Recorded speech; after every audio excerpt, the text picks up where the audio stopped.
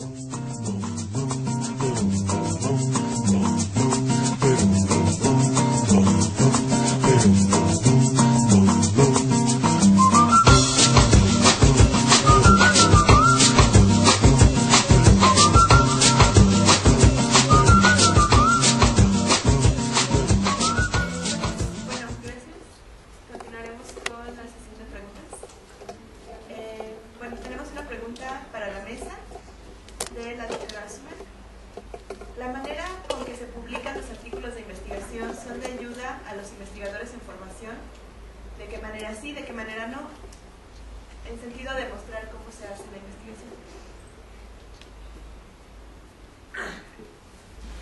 mí me parece que sí, pero me parece que también hay que ser conscientes de que un artículo ya tiene un cierto arreglo de la investigación, es decir, lo arreglas para presentarlo a una revista y a veces dependiendo de la revista es que le das cierto arreglo, es decir, no creo que dibuje tal cual los pasos de una investigación, porque bueno, como bien decía Mario, pues pasan muchas cosas desde que te preguntas hasta que te contestas y todo ese camino pues no se plasma como tal en muchos artículos de investigación, o hay revistas que no permiten.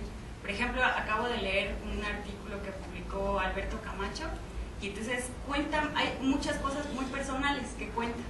Yo viví esto, yo hice esto, yo tengo experiencia, y después aborda ya la investigación. Puede ser que haya revistas que no permitan esa, digamos, como esa expresión personal. Entonces yo creo que ayuda muchísimo, pero sí hay que ser conscientes de que los artículos ya tienen un cierto arreglo para presentarlo como resultado de investigación.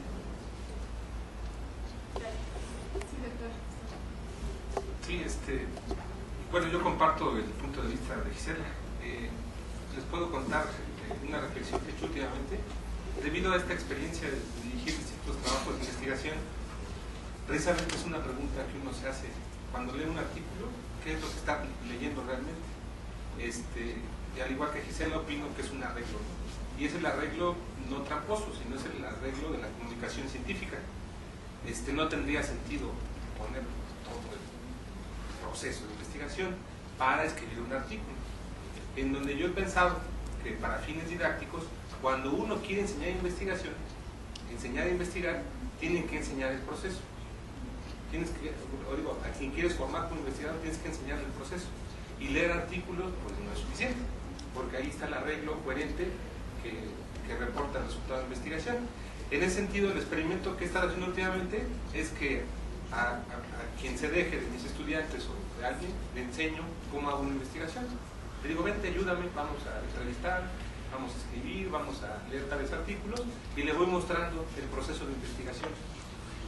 Hasta ahorita, la única investigación, bueno, lo he estado experimentando con distintas personas y tiene distintos grados de aceptación, dependiendo sobre todo de la persona, de la visión que tenga de la formación, de lo que debe ser la formación, y bajo las características sui generis donde yo trabajo, que es todo a distancia.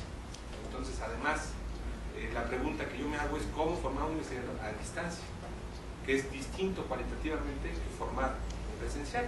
Por ejemplo, mis vecinos ahí en Cicata tienen laboratorios de tecnología avanzada y ahí los ensayos están encerrados todo el día, o los mandan a Lunín, o los mandan quién sabe a dónde para el laboratorio. Y bueno, por ejemplo, estamos haciendo investigación con Gabriela, tratando de entender ese proceso, con la doctora Gabriela Buendía, de cómo generan los colegas de ahí.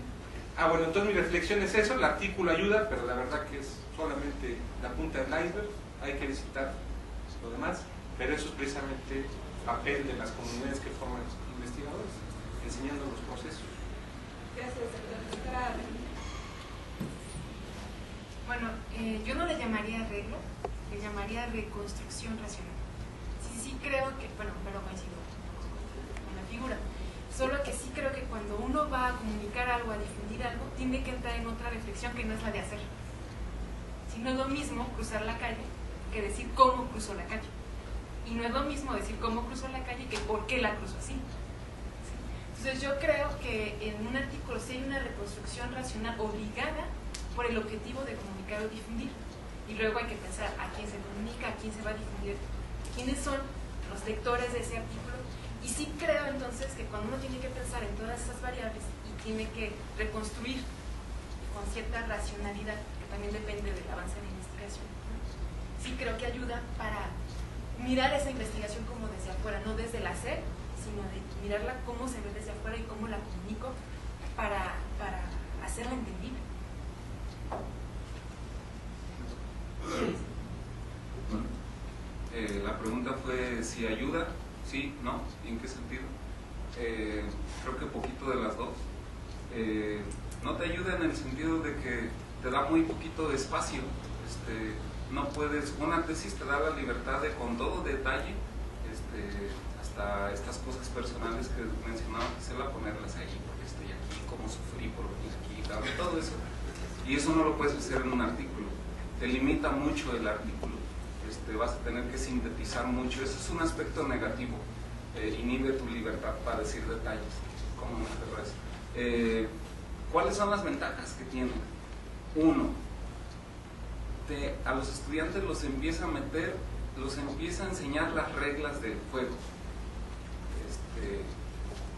Lo siento, pero para publicar hay reglas del juego. Y esas reglas del juego a veces no se enseñan explícitamente. Meterse en esa dinámica es ir aprendiendo esas reglas del juego. Otra, creo que tiene un efecto positivo, positivo, afectivo. Cuando te aceptan o sea, le da para arriba al estudiante.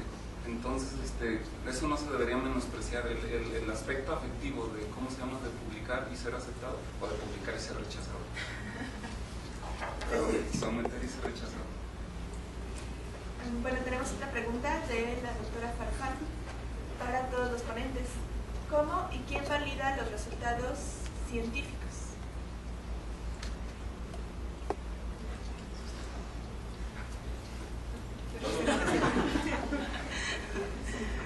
Pues en mi experiencia ha sido como una validación en diferentes niveles.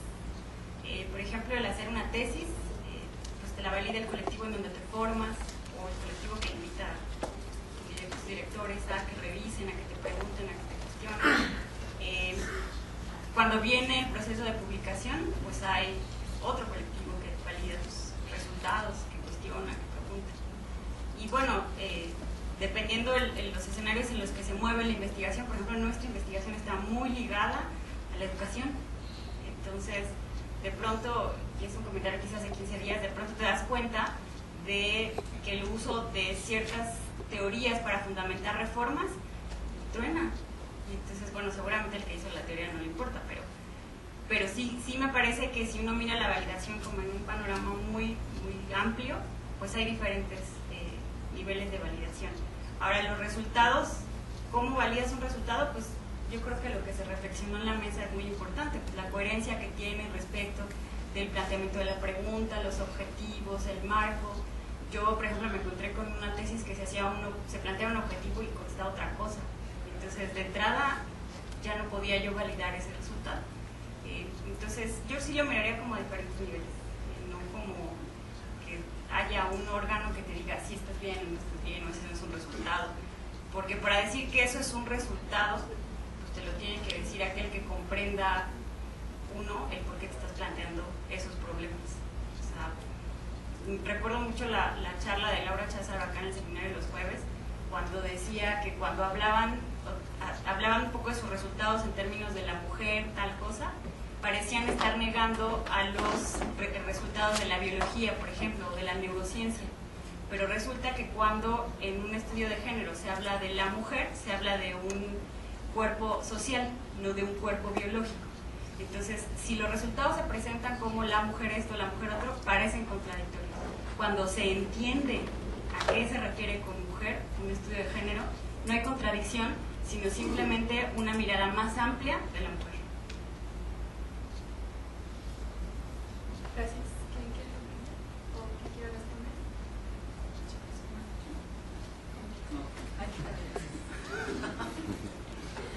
Yo diría, respondiendo a partir de mi metáfora, que la primera validación es si las piezas se mueven.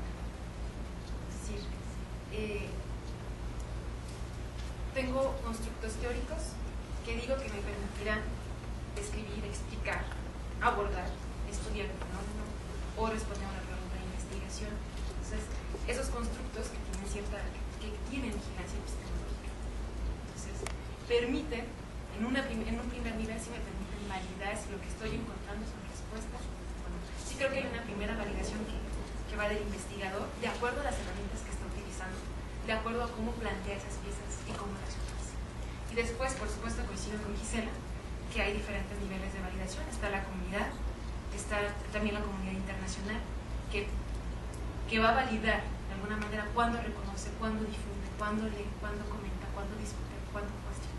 Sin embargo, si no creo que haya validaciones del tipo, este sí es un resultado, este no es un resultado, porque habría que establecer marcos para decir exactamente qué es. Pero sí creo que esa coherencia que viene de lo que hemos dicho de cada componente, pues si estas piezas se embonan y me permiten ver un paisaje y explicar, entonces podré decir y hablar de esa investigación, digamos que sí hay una validación que se recupera.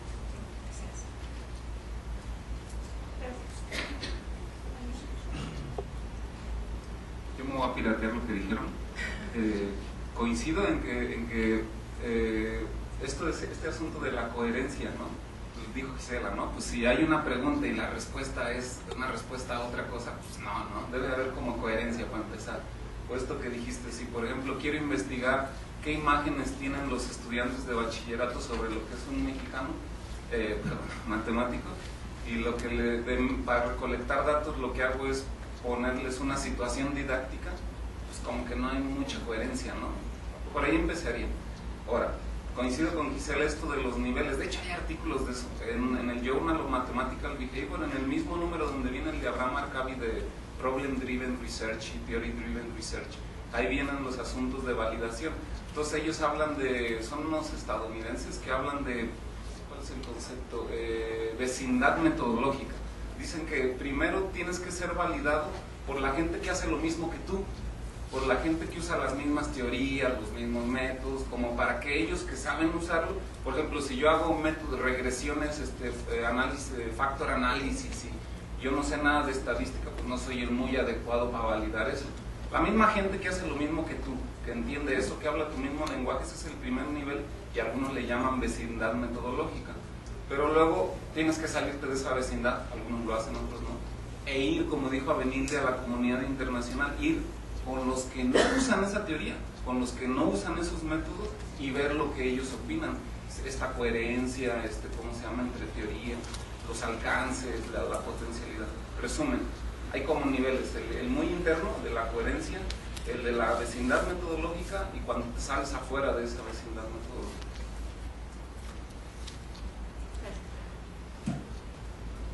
Otra pregunta, esta es para la doctora Gisela Martier. Dice el doctor Wade W. Dyer, experto en psicología y autor del texto Tus zonas erróneas, que repetir constantemente yo soy o yo pertenezco condiciona y limita el desarrollo y crecimiento del yo. ¿No será que decir pertenezco a esta corriente del pensamiento me limita a resolver una problemática con una perspectiva poco amplia? Pues en realidad es porque la comparto y la puedo construir.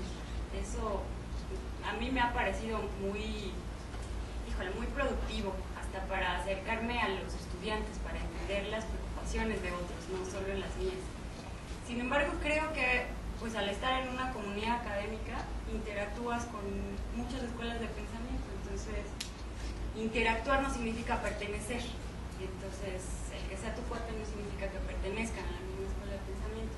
Entonces yo puedo pertenecer a una escuela de pensamiento, pero eso no me limita a interactuar con otros y a debatir con otros y a hablar con otros. Mientras que sean los canales apropiados, no encuentro como inconveniente. Gracias. Una pregunta para el doctor Gustavo.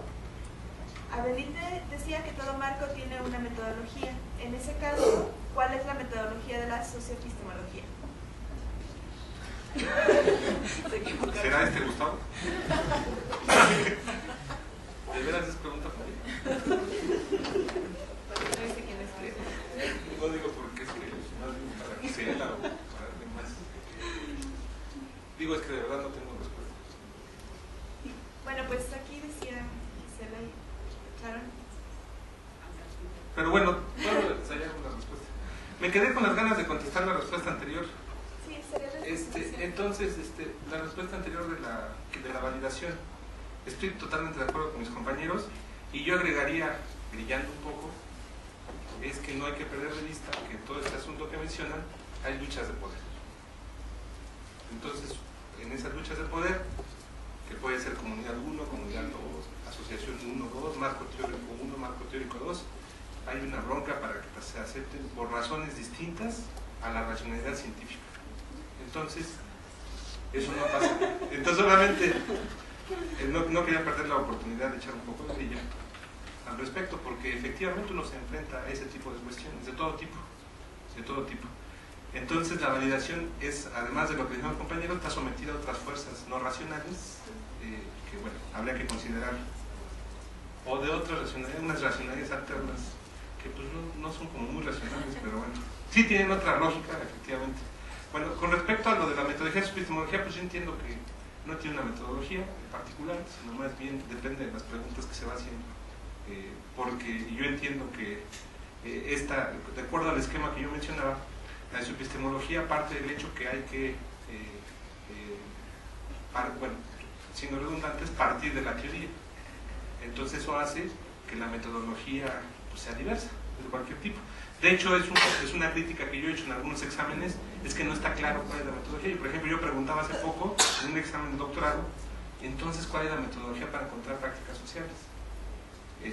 Y bueno, no me fue contestada esa pregunta en ese examen en particular. Gracias. Una pregunta para Mario Sánchez. Sobre todo en una tesis doctoral, si tú puedes desarrollar los elementos, porque es una investigación, ¿qué papel juega el director de tesis? Buena pregunta. Déjame pensar. Voy a hablar desde mi propia experiencia. Sí, cuando estás en este escenario que hablaba del de la libertad, y cuando eres bastante inexperto, pues puedes irte por lados, ¿cómo decirte? Pues, perderte, creo yo. Creo que el rol del asesor es darte cierta guía, ciertos, a lo mejor ponerte, es contradictorio con lo que estoy diciendo, ¿verdad? Porque hablaba de libertad y ahora estoy diciendo que, bueno, en general soy contradictorio, pero creo que hay riesgos de perderte cuando hay mucha libertad. Creo que la función del asesor es, uno, limitarte, como decirte, aguas Mario, mira, alertarte de los riesgos. Dos, tal vez él también juega un rol como validador. Es decir, él también puede decir, ya estás listo, yo creo que ya deberías enviarlo a otros sinodales. Ese es otro rol que juega el asesor. Otro rol que juega el asesor, pues yo creo que también, otra vez como friego con el emotivo, pues echarte porras, ¿no? Regañarte cuando es necesario. Ese es otro rol en ese escenario. Bueno, otra pregunta para Mario. En tu visión de cómo hacer investigación suena muy bien en cuanto a la libertad de cómo y qué investigar. Sin embargo, ¿cómo articulas en tus investigaciones las aportaciones a la disciplina y a la problemática general que nos compete?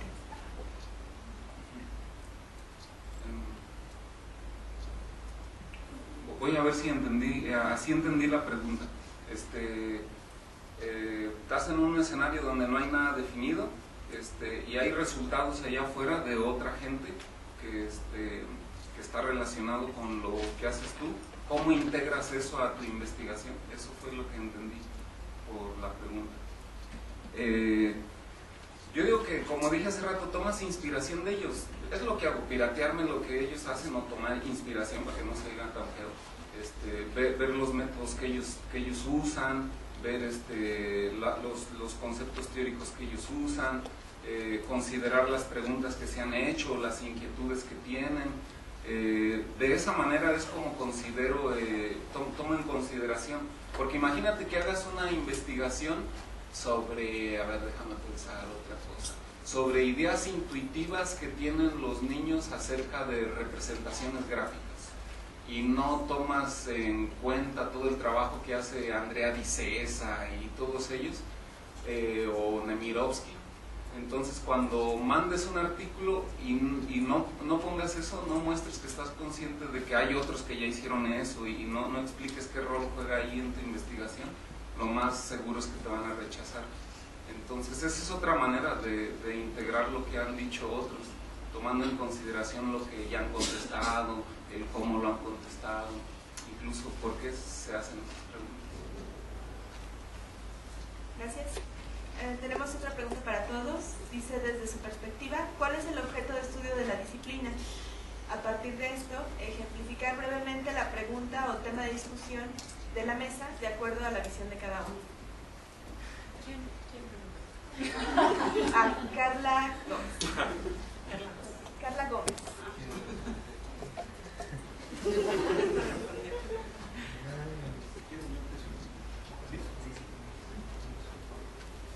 Muy bonita pregunta. Yo pienso que no hay consenso cuál es el objeto de estudio de lo que es matemática educativa. En ese sentido, con respecto a, no sé, hay distintas maneras. Hay quien dice que es el aula de matemáticas, otros dicen que es la construcción de un sistema matemático, otros dicen que es la resolución de problemas, otros dicen que es, no sé, la confrontación de la matemática escolar y la matemática erudita, otros, etcétera, ¿no? Hay distintas concepciones de lo que es el objeto de estudio. En ese sentido, yo creo que en función del discurso que yo planteaba en la presentación, la problemática, más que objetos de estudio, hay como problemáticas comunes en matemática educativa que se pueden organizar esos distintos objetos de estudio. Por ejemplo, algunos dicen que matemática educativa, su objeto de estudio es enseñanza, aprendizaje de las matemáticas. Lo que nos decía Gisela, por ejemplo, que la subepistemología ni se plantea preguntas de aprendizaje, entonces la subepistemología no está de acuerdo con eso, y así, ¿no? Hay distintos procesos de la problematización de la realidad educativa en particular. Gracias.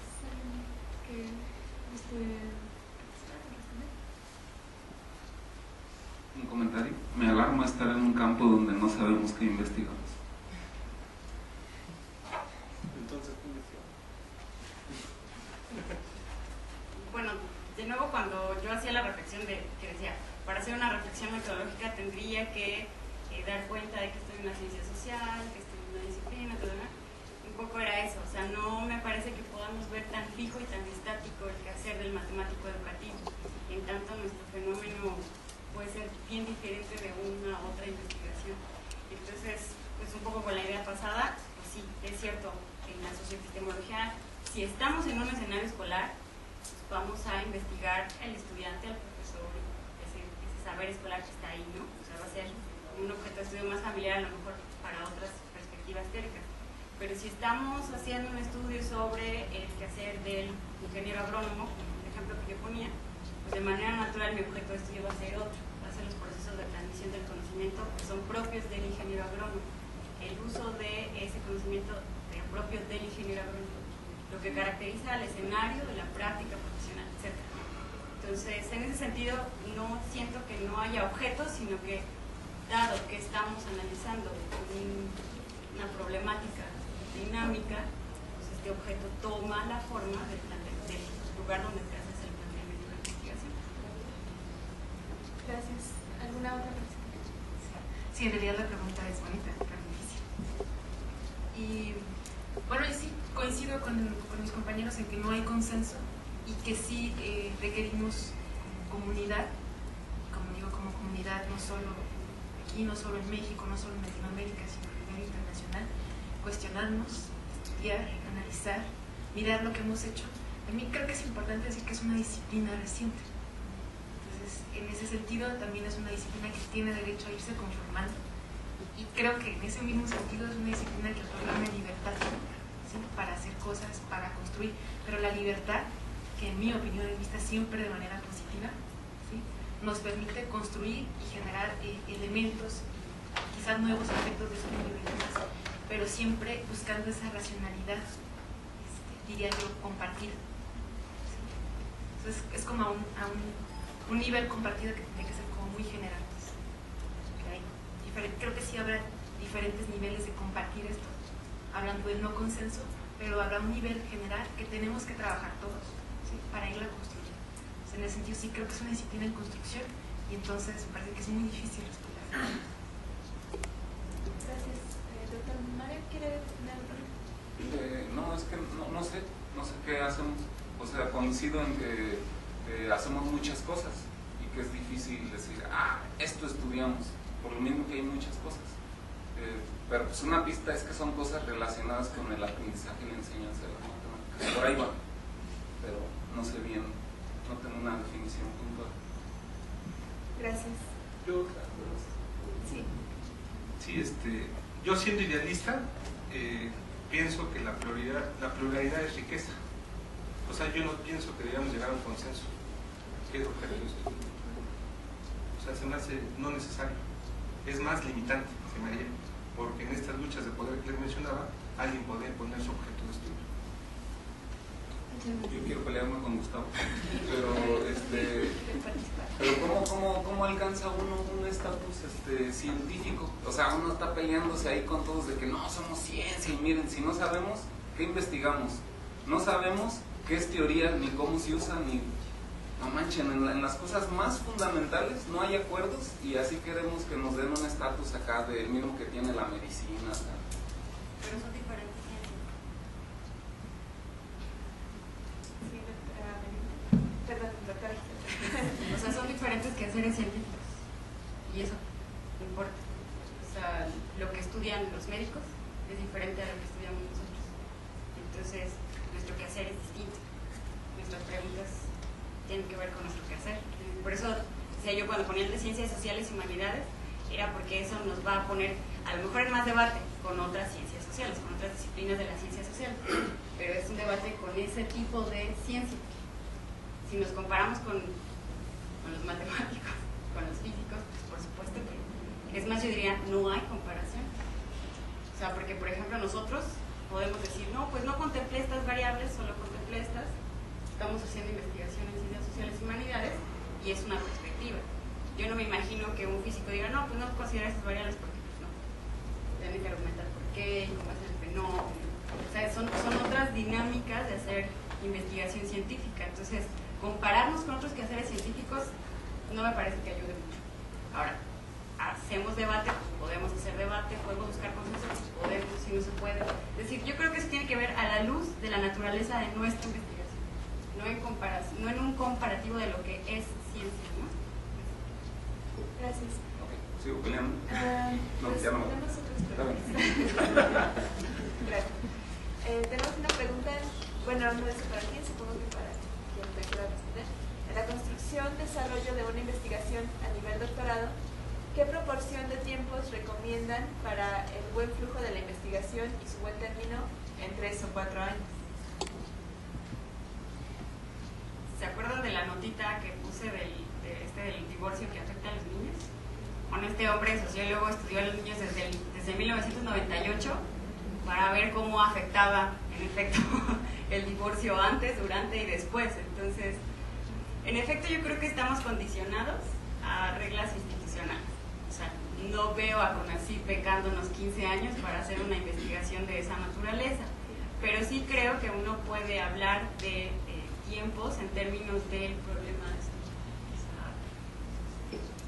O sea, tenemos que saber entender y defender ese problema y esa investigación para argumentar los tiempos, digamos así, tan estrictos, ¿no?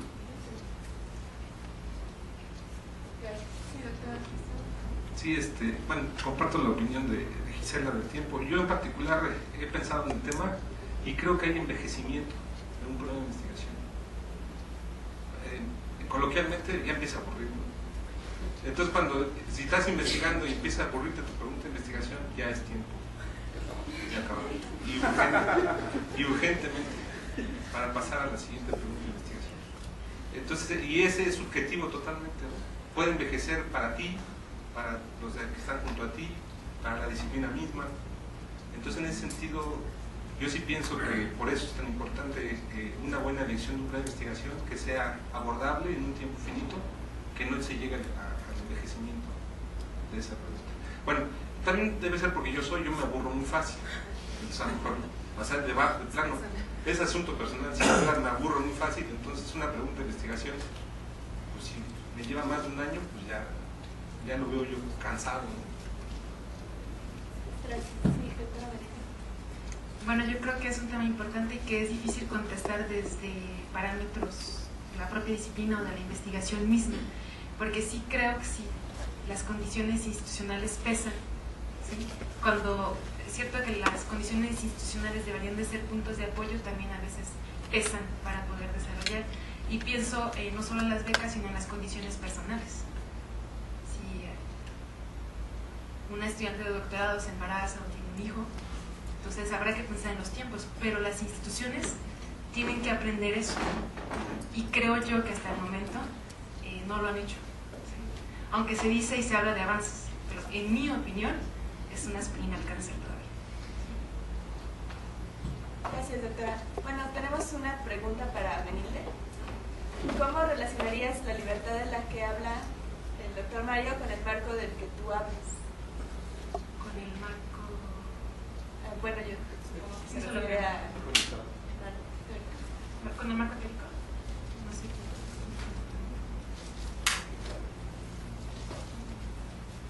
¿Quién hizo? Bueno, si quieres. Bueno, no lo entiendo. Sí, porque no entiendo la pregunta, pero en realidad sí creo que, bueno, a lo mejor estoy pensando en que por qué habría que pensar que la libertad tendría que cuestionar esta esquemita de rompecabezas, y en realidad, en mi opinión, no lo cuestiona, porque cada pieza de la investigación, pero esta es una metáfora para hablar de la investigación, para decir que buscamos, ¿sí?, embonar ciertas piezas que decidimos. Habrá investigaciones que a lo mejor tengan dos piezas, habrá trabajos teóricos que tengan una pieza, ¿sí? Y yo creo que en ese sentido es el investigador el que tiene que ir decidiendo, ¿sí?, de acuerdo a lo que va investigando, de acuerdo a cómo decide irlo investigando, de acuerdo a las herramientas que utiliza. Entonces, no entiendo bien por qué tendría que contraponerse. Si este esquema también es como de ir decidiendo, de cada pieza yo la defino, la acuño, veo cómo embona con la otra, tiene que ser como esa. Y además digo que el esquema final del que hablo pues es una reconstrucción racional de cómo se hizo la investigación. Es casi como ya la tesis escrita. Y es un poco lo que hemos discutido cuando hablamos de los artículos. Hago una reconstrucción racional para definir que ya tiene un perfil. No sé si contesto. Gracias, doctora. Pues hay una última pregunta. No tenemos más hasta ahorita. Para María Sánchez. ¿Cuáles son los lineamientos para expresar la crítica hacia los constructos de la teoría de la socioepistemología? No entiendo la pregunta. ¿Cuáles son los criterios? Los lineamientos que tomas para expresar una crítica hacia los constructos de la teoría socioepistemología. El día de hoy no he criticado ningún constructo y no tengo lineamientos.